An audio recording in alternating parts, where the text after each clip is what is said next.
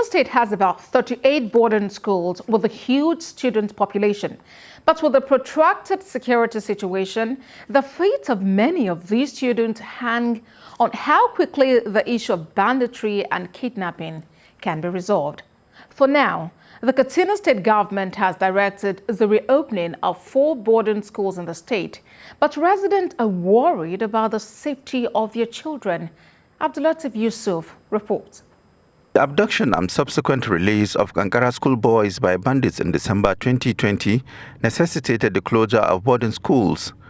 But the state government is concerned that the closure of schools due to this event and the COVID pandemic are 2 events that have greatly affected education in Katsina. All boarding schools have remained closed since the December incident until now. The state government has now decided to reopen some schools it has pinpointed.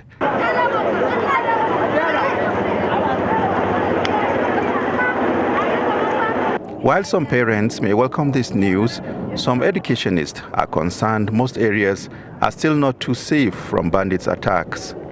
I don't subscribe to this decision of the government to reopen schools without giving us the level of preparation it has made in relation to the security of the schools. We all know what happened in Kankara, where students were abducted, and that what resulted into closure of all boarding schools in the state. Recently, it happened in Niger State, and very recently also in Zamfara State. So all this while, I don't know what the government has been doing. The new guidelines from the State Ministry of Education clarifies that the 4 command schools in the state are to resume fully on Tuesday. The Commissioner of Education also directs male students in the remaining boarding schools to resume their studies at any nearest secondary school to their place of abode, while their female counterparts should await further instructions. These schools will be overstretched, especially the government secondary schools. They will be overstretched with students.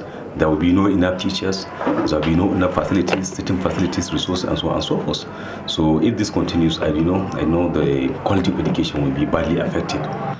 What is worrying to most residents is what will be the fate of many of these students whose going back to school hinges on how quickly the protracted security situation can be brought to an end. Abdulatif Yusuf, TVC News, Katsina.